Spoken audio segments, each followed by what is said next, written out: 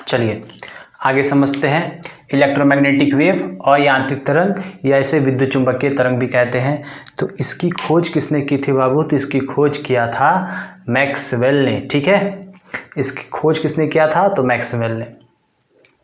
ठीक है, तो इलेक्ट्रोमैग्नेटिक वेव किसका बना होता है? तो इलेक्ट्रोमैग्नेटिक वेव बना होता है फोटॉन का। ठीक है, ये फोटॉन का जन्म कहाँ होता है?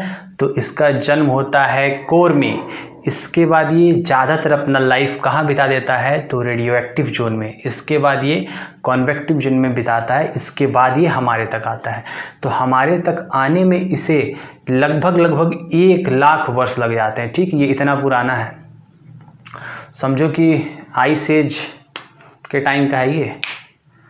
ठीक है, तो ये इतना पुराना है, ये इसी के अंदर घूमता रहता है। उसके बाद ये जब यहाँ पर आता है तब देखो, जब इसका जन्म होता है तब इसकी रफ्तार क्या रहती है? तो तब भी इसकी चाल क्या रहती है? 3 × 10⁸ मीटर पर सेकेंड। ठीक है, ये प्रकाश के चाल के समान चलता है, और या फिर इसे कह सकते हैं 3 × 10⁵ किलोमीटर पर सेकेंड। ठीक है, तो जब इसका ओरिजिन होता है तब भी ये सेम रफ्तार में रहेगा, और जब ये किसी में अवशोषित हो जाता है तब भी इसकी रफ्तार वही बनी रहती है। ठीक है, इसके बाद क्या है कि देखो, इसे आप ये प्रकाश के चाल के समान है, ये आप समझे।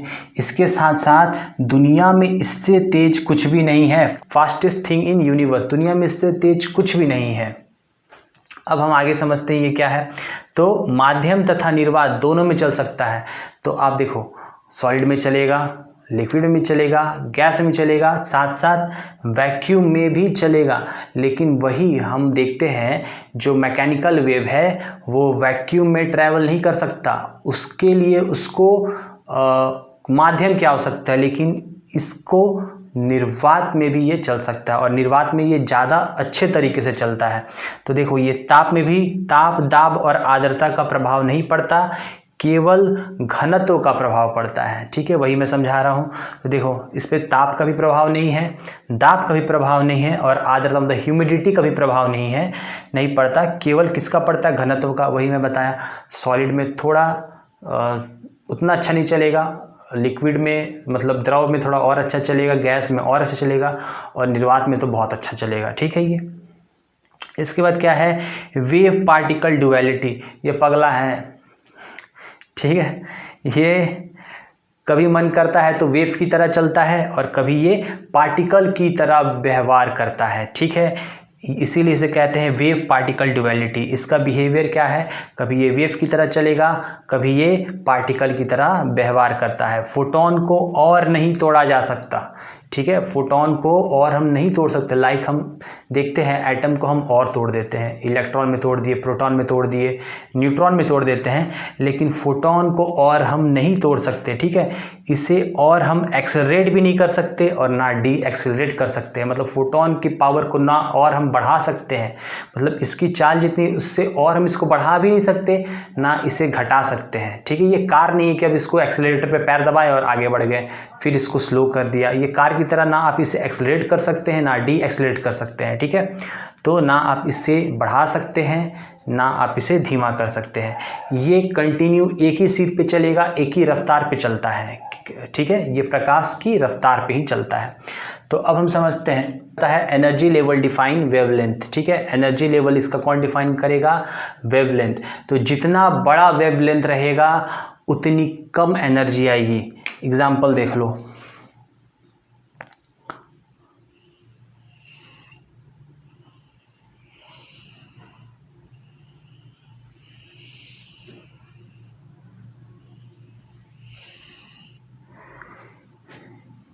ये मान लो एक तालाब है, ये एक तालाब है, इसमें मैंने एक पत्थर फेंका। पत्थर फेंकने से एक वेव, एक तरंग उत्पन्न होती है। जो सबसे तेज तरंग रहेगा ये ज़्यादा दूर तक जाएगा नहीं। ठीक है, लेकिन जो उससे थोड़ा स्लो होगा वो और दूर जाएगा, इससे थोड़ा और स्लो होगा वो और दूर जाएगा, और एक दिन जो सबसे लास्ट में आता है एकदम ठंडा वाला तरंग, एक वेव बनता है शांत पानी में, ये बनेगा, ठीक है, ऐसे नहीं बनेगा। जितने भी स्थिर जल है वहाँ पे ये देखने को मिलेगा। जो सबसे स्लो रहेगा वो सबसे लास्ट में बनता है, तो वो उसकी लंबाई भी बड़ी होती है, वो बहुत दूर तक जाता है। तो इसके साथ इसमें एनर्जी की भी कमी है, लेकिन जिसमें एनर्जी बहुत तबातोड़ था वो ज़्यादा दूर गया नहीं। एग्जाम्पल में देख लो, जैसे हम लोग मैराथन में तो मैं जल्दी पार्टिसिपेट नहीं करता हूँ, झूठ के बोलो, लेकिन मेरे फ्रेंड्स जाते हैं, तो जो ज़्यादा स्पीड दौड़ता है, ठीक है, वो ज़्यादा दूर तक ट्रैवल नहीं कर सकता। उसमें एनर्जी बहुत स्टार्टिंग में तो पूरा लगा देता है, इसलिए ख़त्म हो जाता है। लेकिन जो धीरे धीरे दौड़ता है, तो ये नेचर का नियम है, जो धीरे धीरे चलता है वो मंजिल तक पहुंच ही जाता है।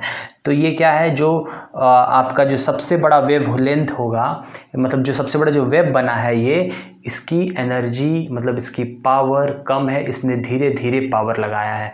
तो इसी तरह जो होता है हमारा रेडियो वेव में, सबसे धीरे सबसे ठंडा जो वेव होगा वो कौन सा होगा, तो वो होगा आपका, इसकी लंबाई क्या होगी, तो इसकी लंबाई होगी 1,00,000 किलोमीटर। समझो 1,00,000 किलोमीटर, कितना अर्थ आ जाएगा उसमें। इसके बाद ये 1 सेकंड में ये कितना बार ये ऊपर नीचे जाएगा। ऊपर नीचे मीन्स देखो, हर्ट्स हुआ, 1 हर्ट्स ये हुआ, ठीक है, एक बार ऊपर आया एक बार नीचे गया, क्योंकि ये अनुप्रस्थ में चलता है, ठीक है। ये एक बार और ऊपर से नीचे आया, फिर एक बार और ये नीचे से ऊपर गया, मतलब 1 सेकंड में ये 3 हर्ट्स, ठीक है। तो ये 1 सेकंड में 3 हर्ट्स चलता, मतलब कि मान लो 3,00,000 किलोमीटर, ठीक है, मतलब 1 सेकंड में ये 3,00,000 किलोमीटर। जो सबसे ठंडा है वो, जो सबसे स्लो वाला है ये, तो 1 सेकंड में ये 3 हर्ट्स मतलब 3 बार ऊपर नीचे ये चला जाएगा। अब हम समझते हैं जो सबसे छोटा है, सबसे छोटा जो वेवलेंथ रहेगा, तो उसमें पावर भी तो ज़्यादा रहेगा। लाइक अब गामा रे को देख लो, ठीक है, इसकी साइज क्या होगी, वेवलेंथ क्या होगा, वेवलेंथ का साइज होगा 1 पिकोमीटर। पिकोमीटर से आप ये समझ लो, जो नैनोमीटर होता है, जो एटम को हम नापते हैं वो हम नैनोमीटर में नापते हैं, लेकिन नैनोमीटर भी इसके सामने पप्पा लगे, ठीक है, नैनोमीटर भी इसके सामने बड़ा हो जाएगा। तो यहाँ पे क्या होगा, जो 1 पिकोमीटर है, ठीक है, ये गामा रे का है। तो देखो इसकी एनर्जी मतलब पावर लेवल क्या, जैसे कि ये था 3 हर्ट्स, मतलब 1 सेकंड में ये 3 बार ये ऊपर नीचे जाता था, ठीक है। लेकिन आप देखो जैसे ये हर्ट्स होता है, kilohertz, megahertz, gigahertz, terahertz, petahertz, AXA hertz.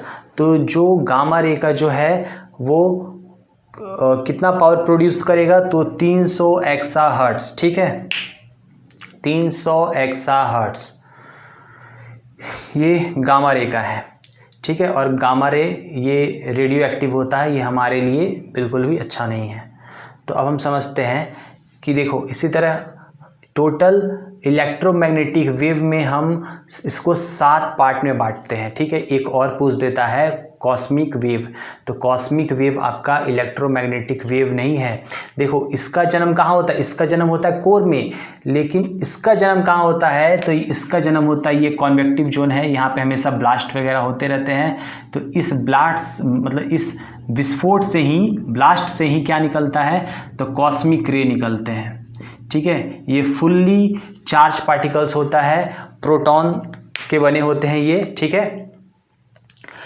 और ये आयन मंडल में पाया जाता है, क्षोभ मंडल में, मतलब क्षोभ मंडल में हम रहते हैं। तो क्वेश्चन पूछ भी देता है कि कॉस्मिक रे कहाँ पाया जाता है, तो कॉस्मिक रे आयन मंडल में पाया जाता है, और हम सब क्षोभ मंडल में है। तो क्षोभ मंडल में ये सारा आपको देखने मिलेगा, ठीक है। ये